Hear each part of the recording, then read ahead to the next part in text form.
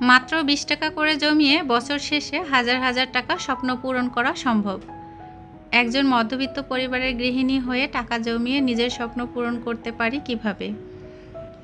ঈদের আগে শোকেস গুছিয়ে নিলাম, সেই সাথে নিজের পছন্দের রান্না করলাম আর আমার প্রিয় আপুদের কমেন্ট পড়ে নিলাম। আসসালামু আলাইকুম, সবাই কেমন আছেন? আশা করি যে যেখান থেকে আমার আজকের ভিডিও দেখা শুরু করেছেন অনেক বেশি ভালো আছেন, সুস্থ আছেন।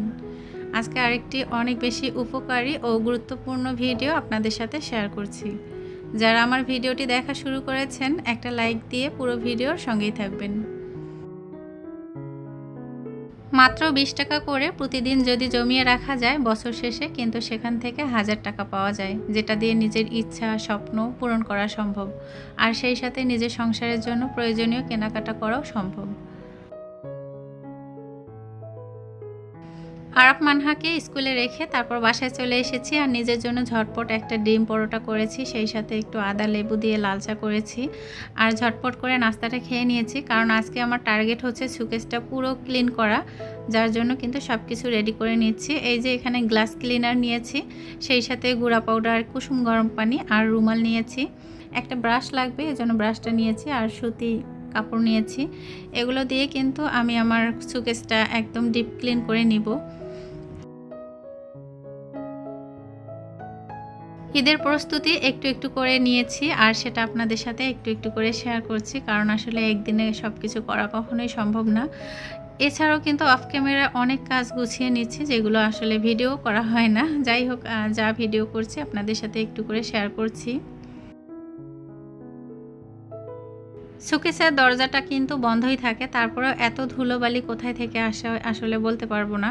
অনেক ধুলোবালি পড়ে গিয়েছে, ভালোভাবে ক্লিন করে নিচ্ছি। আর এই যে কাঠের যে অংশটা, এটাও কিন্তু গুঁড়া পাউডার আর কুসুম গরম পানি আর একটা রুমালের সাহায্যে ভালোভাবে পরিষ্কার করে নিয়েছি। সেই সাথে গ্লাস ক্লিনার দিয়ে গ্লাসগুলো একদম চকচকে ঝকঝকে করে নিয়েছি। আর আমার শোকেসের পুরা পিছনের দিকটা গ্লাস দেয়া, যার জন্য আমাকে দেখা যাচ্ছিল। শোকেসের জিনিসগুলো সবগুলো নামিয়ে ডাইনিং টেবিলের উপরে রেখে দিয়েছি। আর শোকেসটা যখন ডিপ ক্লিন করা হয়েছে, মোটামুটি আর কি ভালোভাবে পরিষ্কার করা হয়েছে, তখন কিন্তু আমি গুছিয়ে নিচ্ছিলাম। অফ ক্যামেরায় পুরো শোকেসটা গুছিয়ে নিয়েছি, কারণ পুরো শোকেসটা যদি গোছানো দেখা যায় তাহলে কিন্তু অনেক বড় একটা ভিডিও হয়ে যাবে। শোকেস গোছাতে গিয়ে আমার পছন্দের একটা বাটি সেটের একটা বাটি ভেঙে গিয়েছে। এটা 4 সেটের বাটি ছিল, একটা ভেঙে যাওয়ার পর মনটা খারাপ হয়ে গিয়েছিল।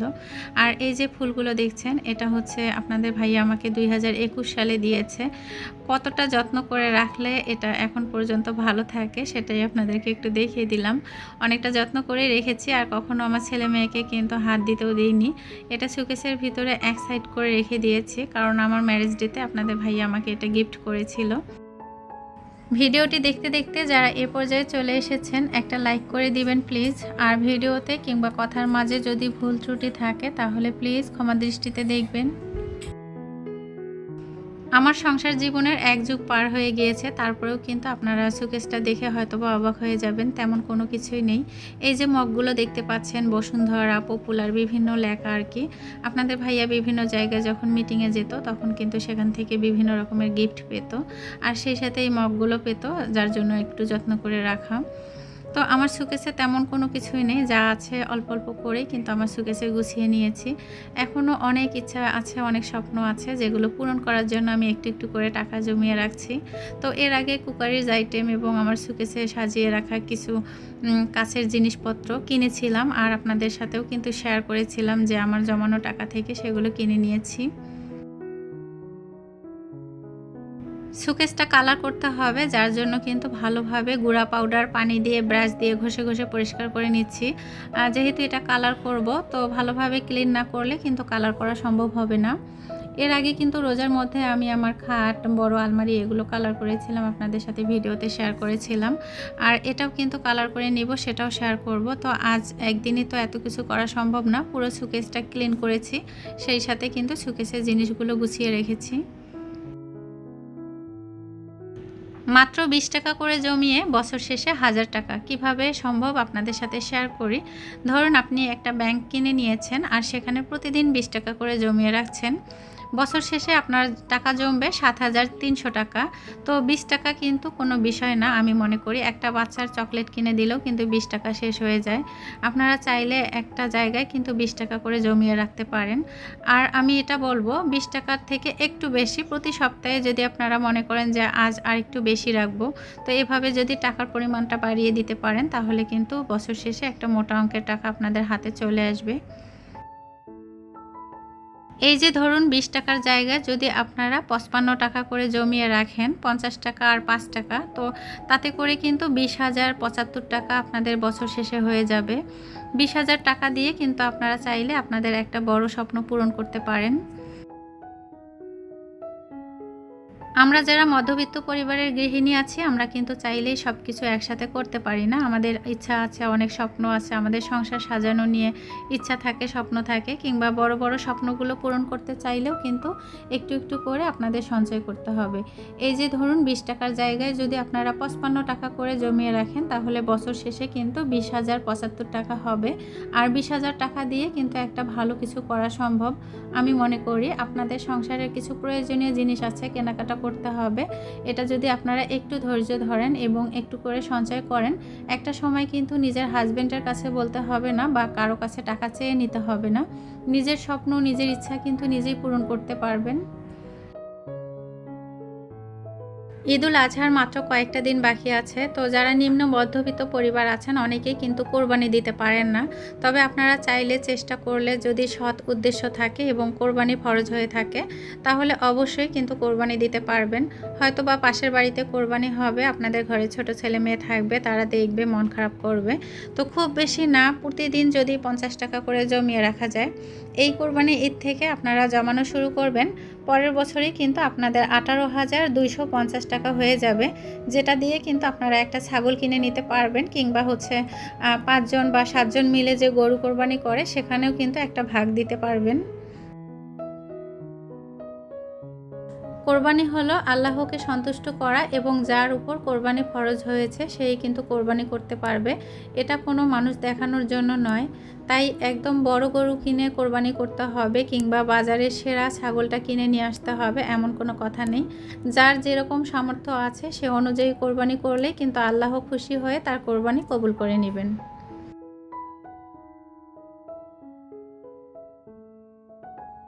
ভিডিওর শুরুতে যে কথাটা বলেছি, মাত্র ২০ টাকা করে জমিয়ে বছর শেষে ১,০০০ টাকার স্বপ্ন পূরণ, হাজার হাজার টাকা কিন্তু আপনাদের হাতে চলে আসবে। মাত্র ২০ টাকা করে জমালেই হয়ে যাবে। তো ২০ টাকার জায়গায় যদি আপনারা পরের সপ্তাহে ৩০ টাকা কিংবা ৫০ টাকা এভাবে বাড়িয়ে রাখতে পারেন, তাতে করে কিন্তু টাকার পরিমাণটা আরও বেশি হয়ে যাবে। তো এজন্য চেষ্টা থাকতে হবে। আমরা কিন্তু প্রতিদিন ঘরে অনেক কাজ করি এবং অনেক কিছু আমাদের নিয়ম করে চলতে হয়।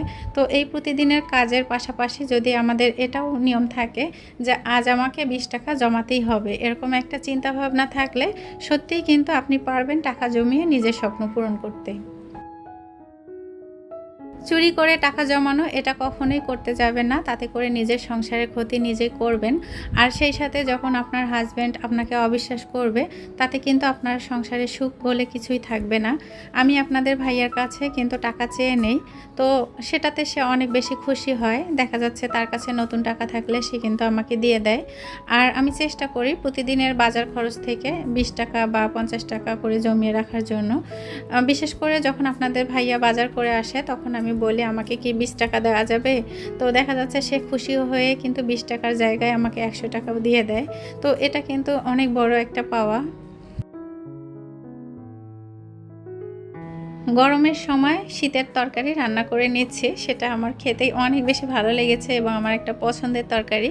তো এই যে বড় মাছের শুটকি দিয়ে মূলার তরকারি একটু ঝালঝাল করে রান্না করলে আর একটু ধনিয়া পাতা যদি দেওয়া যায় সেটা কিন্তু খেতে অনেক বেশি মজার। আর পাশের চুলায় টমেটো দিয়ে শিং মাছ রান্না করে নিচ্ছি, এটা আমার ছেলে মেয়ের জন্য।